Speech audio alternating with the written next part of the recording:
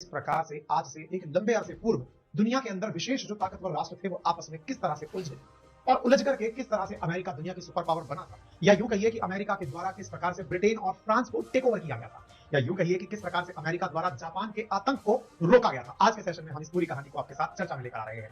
चर्चा में लाने का सबसे बड़ा कारण है ओपेनहाइमर। ओपेनहाइमर क्या है ये समझने से पूर्व आपको थोड़ी सी कहानी सुननी होगी, इतिहास के पन्ने झांकने होंगे। इतिहास के पन्नों में सबसे बड़ी कहानी कहते हैं कि जब फर्स्ट वर्ल्ड वॉर 1914 से लेकर 1918 के बीच में चला तो उस फर्स्ट वर्ल्ड वॉर के अंदर जर्मनी को घनघोर निराशा का सामना करना पड़ा। जर्मनी हारा और मित्र राष्ट्र जीत गए।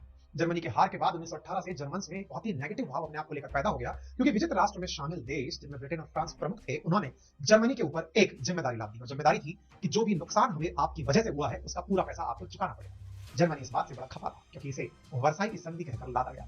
जर्मनी को लगता था कि हमें हारना तो पड़ा हो, तो समझ में आया क्योंकि विश्व युद्ध था, क्योंकि उसमें कोई तो जीतेगा कोई हारेगा, लेकिन हारने के बाद उसकी कीमत हमें चुकानी पड़ेगी, इसके लिए जर्मनी तैयार नहीं था। जब भी कोई व्यक्ति हारता है तो हार के कारण खोजता है। हार के कारण खोजते खोजते जर्मनी में रह रहे नाजियों को यह एहसास हुआ कि उनके हार के पीछे एक विशेष प्रकार की नस्ल या जाति जिम्मेदार है, जिसका नाम था यहूदी। साथियों, यहूदियों का पतन करने के लिए नाजियों में एक व्यक्ति बाहर निकला जिसका नाम था अडोल्फ हिटलर। वही अडोल्फ हिटलर जिसे आज आप तानाशाही का पर्याय मानते हैं। अडोल्फ हिटलर ने नाजियों में एक उत्साह का संचार किया और कहा कि हमारे दुश्मन बाहर नहीं, अपने भीतर है, और अपने भीतर हमें इन दुश्मनों को पहचानने के लिए यहूदियों को, जूस को खत्म करना होगा। जूस, जो कि तुलनात्मक रूप से जर्मनी के अंदर बहुत बुद्धिमान कौम थी, बुद्धिमान जाति थी, पढ़े लिखे लोग थे, उन्हें लगा कि अब हमारा पतन नजदीक है। कई जूस जो पढ़े लिखे थे वो वहां से तुरंत माइग्रेट करने लगे। उनमें से कई जूस अमेरिका जाकर बस गए और आज बहुत बड़े बड़े वैज्ञानिकों में जिनका आप नाम जानते हैं, अधिकांश उनमें से वही जूस या यहूदी थे। खैर, इस बीच में घटना को रोककर आगे बढ़ना होगा, क्योंकि इतिहास की वो घटना है जिसके लिए अपने आप में कई अध्याय कहे और सुने जा सकते हैं। सीधा हम पहुंचते हैं 1939 में, जब तक जर्मनी हिटलर को लेकर के बहुत आगे बढ़ चुका था, या यूं कहिए कि हिटलर जर्मनी को युद्ध के मुहाने पर ले जाकर खड़ा किया। जर्मनी ने यूरोप के एक देश पोलैंड के ऊपर हमला किया और यहीं से शुरू हुआ सेकंड वर्ल्ड वॉर, या यूं कहिए कि जर्मनी अपने साथ लेकर आ रही उस विरासत को, जिसमें उसे बहुत बेइज्जती सहन करनी पड़ी थी फर्स्ट वर्ल्ड वॉर में हारने के बाद, उसका बदला लेने के लिए 20 साल का अंतराल लेते लेते सेकंड वर्ल्ड वॉर के मुहाने पर आ गया। जर्मनी का साथ दे रहे थे एक तरफ से इटली, जहां पर मुसोलिनी थे, और दूसरी तरफ था जापान। तीन देश एक साथ दुनिया के लिए आतंक का पर्याय बन चुके थे, या यूं कहिए कि दुनिया की जो व्यवस्थाएं थी उन्हें ये अपने तरीके से चैलेंज कर रहे थे। जो साथ में है वो साथ में है, नहीं तो मिला दिया जाएगा। इस बात से चिंतित अमेरिका और फ्रांस, ब्रिटेन और यूएसएसआर ने इन्हें बीच में रोकने का प्रयास किया। प्रयास करने में जब जांचा गया तो पता चला कि जर्मनी ने अपने इस 20 साल के दौर में, जिस समय वो घुटन में जी रहा था, अपने आप के साथ ये एहसास से जी रहा था कि हम युद्ध हार गए हैं, उसका बदला लेने के लिए बहुत ज्यादा साइंस एंड टेक्नोलॉजी में रिसर्च कर चुका है।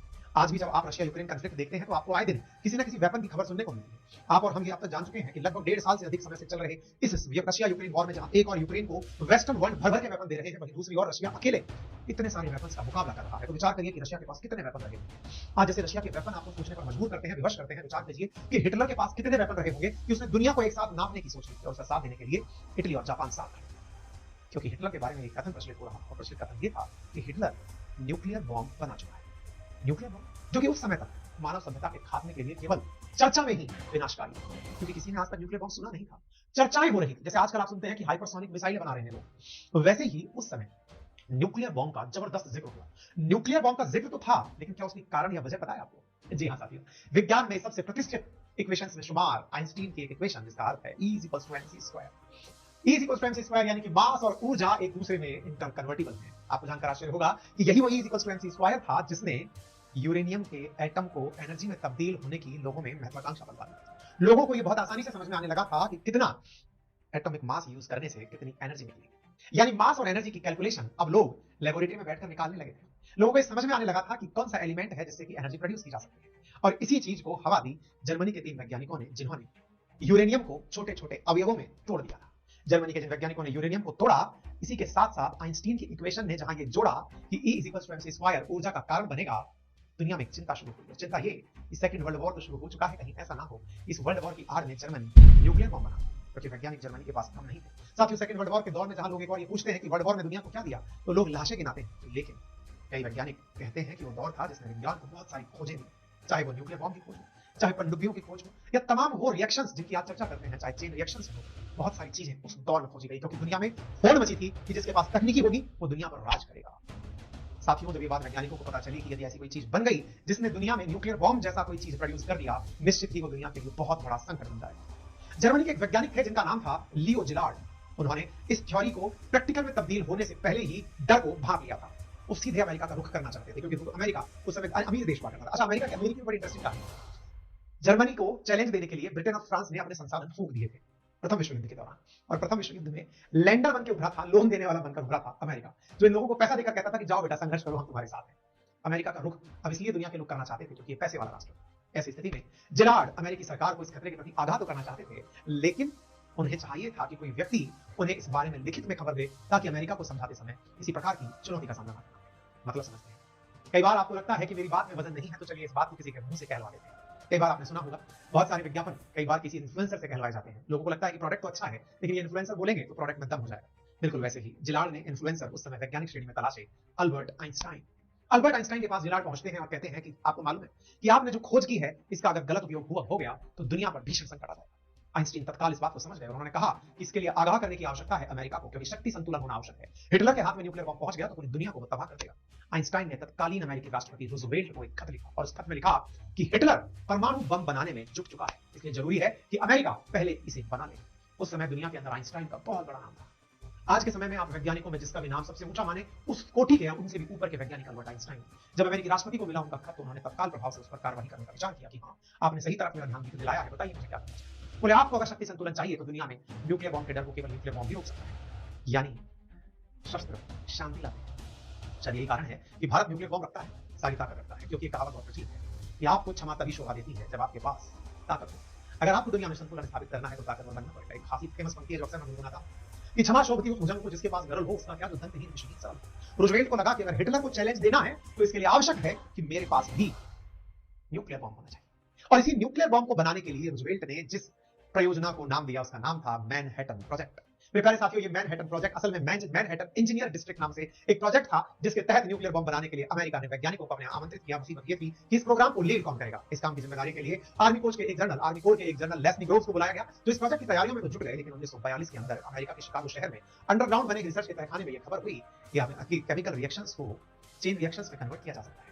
जिन्हें न्यूक्लियर बॉम्ब के बारे में बिल्कुल जानकारी नहीं है, वो केवल इतना सा जान लीजिए कि न्यूक्लियर बॉम्ब खतरनाक इसलिए होते हैं कि ये एक चेन रिएक्शन से बढ़कर के कंटिन्यू रिएक्शन बना सकते हैं। अर्थात एक एटम 2 एटम में टूटता है, 2 एटम 4 में टूटता है, 4 6 में, 6 8 में, इस प्रकार से 6 से 12, इस प्रकार से जो लगातार नंबर ऑफ एटम्स बढ़ते चले जाते हैं, वो एटमॉस्फेयर में भयंकर एनर्जी रिलीज करते हैं। और ये एनर्जी जो रिलीज होती है, ये दुनिया के लिए संकट बन जाती है, क्योंकि साथियों दुनिया की पहली first controlled nuclear chain reaction 75 साल पहले एनरिको फर्मी नामक वैज्ञानिक के द्वारा खोजी जा चुकी थी। जरा विचार करिए, E = mc² पता था, अर्थात कितना आप एटम लेंगे या कितना मास लेंगे तो कितनी एनर्जी पैदा होगी, ये पता चल चुका है।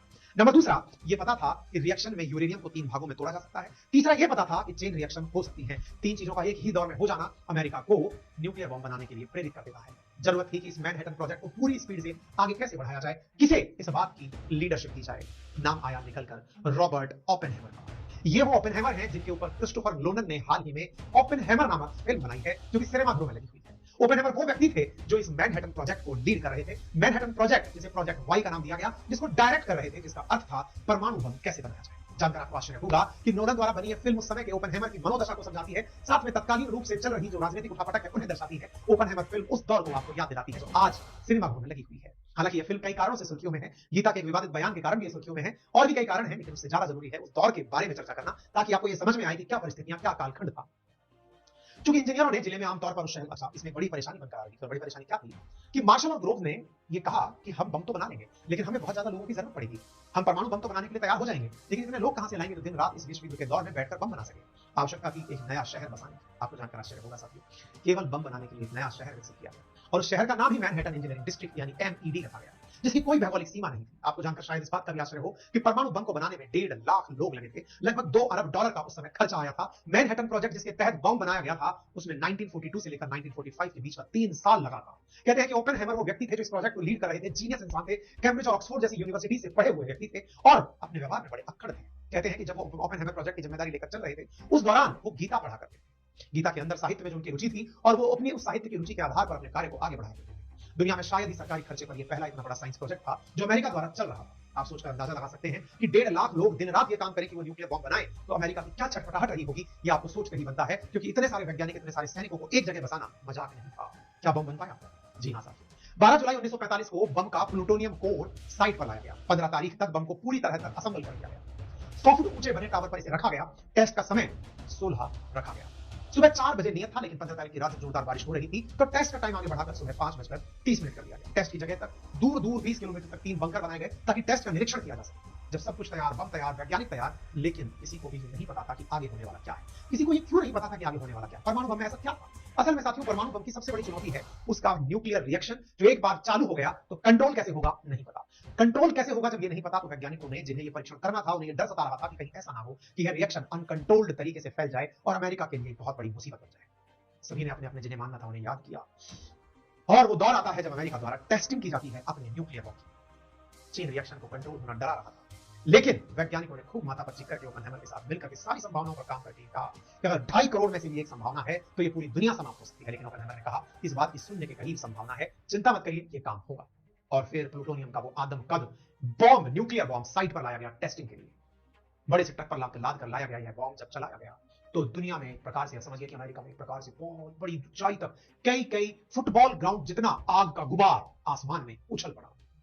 जबरदस्त गर्जना हुई, अचानक आसमान में गर्मी बढ़ गई, तीव्र प्रकाश हुई, जोरदार झटके महसूस हुए, घाटी में गूंज हुई, आग का एक गोला ऊपर बना, ऐसा लगा जैसे मशरूम का एक बहुत बड़ा बादल लगभग 12,200 मीटर तक फैल गया हो। 15,000 से 20,000 टन टीएनटी ट्राइनाइट्रोटोलुइन जितना विस्फोट की शक्ति उत्पन्न करता है, उतनी ऊंची ऊर्जा वाष्पीकृत होकर के आसमान में पहुंचने लगी।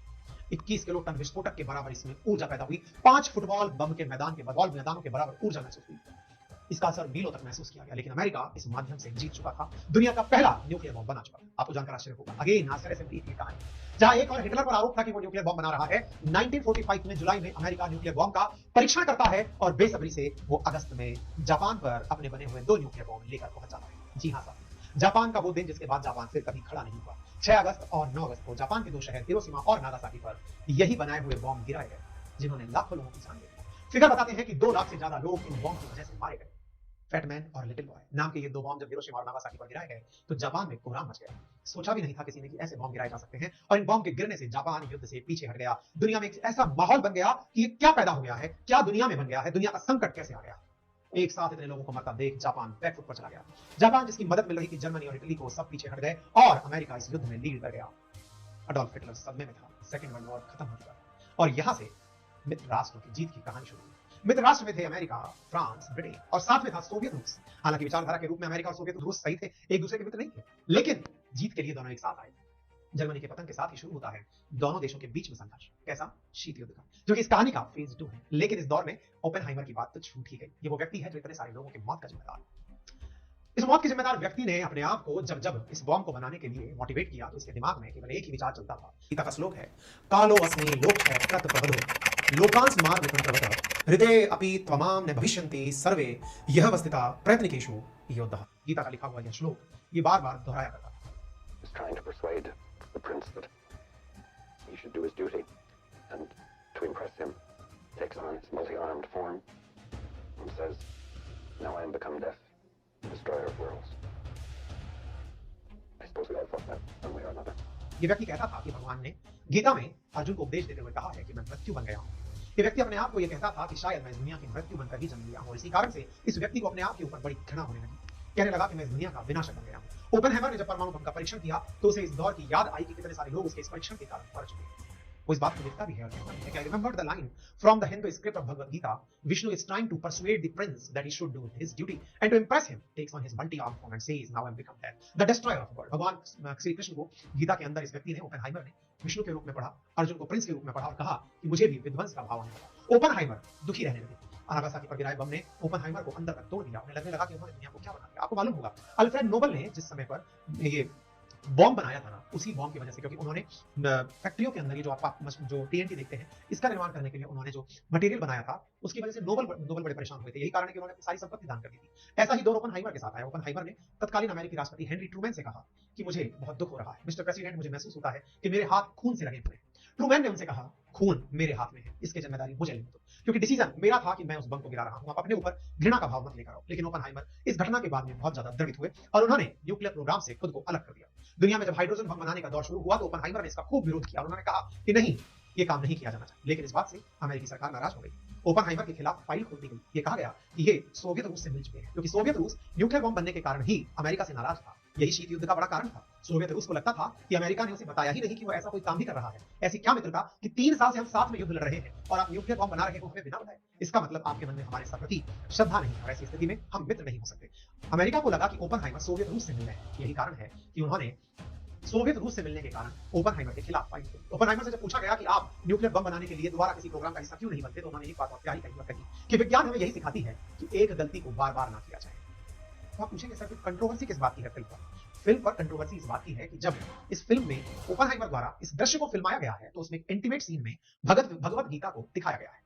एक इंटीमेट सीन के अंदर lead actor Cillian Murphy Bhagavad Gita पढ़ते नजर आ रहे हैं। ऐसी स्थिति में बहुत सारे यूजर्स की आपत्ति है कि आपने एक इंटीमेट सीन में इतने भक्ति युक्त स्क्रिप्ट को पढ़ा, आपने हमारे साथ में भावनात्मक खिलवाड़ किया। इस वजह से भारतीय सेंसर बोर्ड को इसके प्रति जिम्मेदार भी लोग ठहरा रहे हैं। बोर्ड के मेंबर को शर्म आनी चाहिए। इस प्रकार से लोग ट्विटर पर उन्हें ट्रोल कर रहे हैं। लोगों को ये तक कहना है कि सेंसर बोर्ड को इस्तीफा दे देना चाहिए कि वो ऐसी फिल्मों के अंदर ऐसे दृश्यों को देखकर अपनी प्रतिक्रिया नहीं दे पा रही है। हालांकि information broadcasting minister Anurag Thakur ने कहा है कि वो सेंट्रल बोर्ड ऑफ जो फिल्म सेंसर है उससे इस बारे में स्पष्टीकरण मांगे, क्योंकि यहाँ पर एक फिल्म के अंदर एक सीन में सिलियस के द्वारा जो मतलब चरित्र निभा रहे हैं उनके द्वारा गीता पढ़े जाने पर आपत्ति होगी। एक और कहानी ओपनहाइमर से जुड़ी हुई यहाँ पर निकल कर आती है। क्या आपको पता है कि नेहरू जी के द्वारा भी ओपनहाइमर को भारत की नागरिकता ऑफर की गई थी? चलिए बताते हैं। फिर प्यारे साथियों, जैसा कि आप सभी जानते हैं कि परमाणु बम का जैसे ही परीक्षण हुआ, उसका प्रयोग हुआ, जापान के 2 शहर बर्बाद हो गए। उस समय पर परमाणु हथियारों के कट्टर आलोचक बनकर निकले ओपनहाइमर, लेकिन उनकी आलोचनाओं के चलते ही अमेरिका ने उन्हें किनारा लगा दिया। ऐसी स्थिति में अमेरिका के द्वारा ओपनहाइमर का सीधे बायकॉट किया जाने लगा। इसी बीच में ओपनहाइमर भारतीय अधिकारियों के संपर्क में आते हैं। 10 फरवरी 1950 को प्रधानमंत्री नेहरू जी की जो बहन है विजयलक्ष्मी पंडित, जो कि अमेरिका में भारत के राजदूत के रूप में नियुक्त थी, उन्होंने एक आवाज रिसीव की जहां पर Oppenheimer Princeton institute for advance studies के निदेशक और परमाणु ऊर्जा के जो सलाहकार थे, उन्होंने विजयलक्ष्मी से कहा कि टॉप सीक्रेट कैटेगरी का खत मुझे आपके भाई नेहरू जी तक पहुंचाना है। बोले ठीक है, लीजिए। उस खत में लिखा था, प्रिय भाई, विजयलक्ष्मी पंडित लिख रही हैं पंडित नेहरू के पास कि प्रिय भाई, ओपनहाइमर हमें बहुत गोपनीय बात बताना चाहते हैं, लेकिन इस तरह की बात वो फोन पर करने का जोखिम नहीं लेना चाहते। तो उन्होंने एक मध्यस्थ के जरिए हमें संदेश भेजा। सोचिए, परमाणु बम का निर्माता हमारे देश के प्रधानमंत्री उस समय के नेहरू जी के पास एक खत भेजते हैं और कहते हैं कि हम आपको एक संदेश देना चाहते हैं। संदेश ये है कि भारत समेत पूरी दुनिया के लिए एक चिंता की बात है। बोले क्या चिंता की बात है? बोले चिंता की बात यह है कि भारत के जो केरल, उड़ीसा और तमिलनाडु के तट है, वहां पर एक एलिमेंट पाया जाता है जो रेडियो एक्टिव है। उसका नाम है थोरियम। और जिस प्रकार से यूरेनियम से न्यूक्लियर बम बनाया गया है, अमेरिका आपसे उन्हें प्राप्त करने के लिए कुछ भी करेगा। कृपया करके अमेरिका को थोरियम मत दीजिएगा, मेरी आपसे गुजारिश है, अदरवाइज दुनिया में विध्वंस और बुरी लेवल पर होगा। आपको मालूम होगा भारत के पास आज भी मोनाजाइट जो सॉइल है केरल के अंदर जो पाई जाती है, उसमें थोरियम के प्रचुर भंडार है, रेडियो एक्टिव मटेरियल है, लेकिन हम उसका उपयोग नहीं कर पाते। ओपनहाइमर ने नेहरू के नाम भेजे अपने गोपनीय संदेश के आखिर में कहा था कि इस वक्त भारत के पास शांति की कुंजी है, उसे आजादी की विरासत में मिली है, इसलिए मैं मानवता के नाम पर भारत से विनती करता हूं कि वह अपनी मौजूद विदेश नीति को बनाए रखें, क्योंकि भारत ने उस समय गुटनिरपेक्ष नीति की पालना करने का निर्णय ले लिया था। यानी कि ना तो हम शीत युद्ध के दौर में यूएसएसआर के साथ बैठेंगे, ना ही अमेरिका के साथ बैठेंगे। इसी कारण से भारत ने विदेश के किसी भी देश के दबाव में ना आने की ठानी थी। ओपनहाइमर को पता था कि ब्रिटिश गुलामी से मुक्ति के बाद दुनिया में एक राजनेता के तौर पर नेहरू कितने प्रतिष्ठित हैं। नेहरू सार्वजनिक तौर पर परमाणु हथियारों से हुई जनहानि का रोष भी जता चुके थे। उनकी 1 साल पहले जो नेहरू से मुलाकात हुई थी, उसमें नेहरू ने प्रिंसटन यूनिवर्सिटी के दौरे पर आए हुए महान वैज्ञानिक अल्बर्ट आइंस्टीन के प्रेजेंस में ये बात ओपनहाइमर से व्यक्त की थी और कहा था कि भैया ये चीज ठीक है। भारत सरकार ने अभी तक हालांकि तय नहीं किया था कि थोरियम का क्या करना है। उन्होंने विजयलक्ष्मी के माध्यम से ये बात उन तक पहुंचाने का प्रयास कीजिए, कहा कि उनसे कहिए कि अगर ओपनहाइमर खुद पर्सनली मिलते हैं तो अच्छी बात होगी। ऐसी स्थिति में चूंकि ओपनहाइमर एक सेलिब्रिटी साइंटिस्ट बन चुके थे, जापान उनके कारण घुटने टेकने पर मजबूत हुआ था। कई प्रसिद्ध मैगजीन के कवर पेज पर ओपनहाइमर छाए हुए थे, लेकिन 1954 तक पहुंचते उन्हें जिंदगी का एक ऐसा मोड़ देखना पड़ा जिस समय उन पर आरोप लगा कि वे साम्यवादी लोगों से मिल चुके हैं। उनके कई सिक्योरिटी क्लियरेंसेस रद्द कर दिए, उन्हें देश से बाहर जाने पर रोक लगा दी। विजयलक्ष्मी ने इसी दौर के बारे में जिक्र करते हुए कहा है कि जिस तरह से मध्यकाल के भारत में जादू टोना इस्तेमाल करने पर आरोप लगाकर लोगों को बेवजह सताया जाता था, ठीक उस समय पर अमेरिका के अंदर साम्यवाद से प्रेरित होकर वैज्ञानिकों को सताया जाने लगा था। ओपनहाइमर भी उसी के शिकार हुए थे। तो क्या फिर ओपनहाइमर कभी भारत से जुड़ नहीं पाए? अमेरिका में ओपनहाइमर को किराने पर लगा दिया गया। नेहरू ने हालांकि उनसे भी उनसे पूछताछ की। मशहूर वैज्ञानिक होमी जावेद बाबा की अपनी एक नई जीवनी में ये बात पता चलती है, जिसमें बख्तियार के दादा भाई लिखते हैं कि नेहरू ने ओपनहाइमर को भारत आने का न्योता दिया था।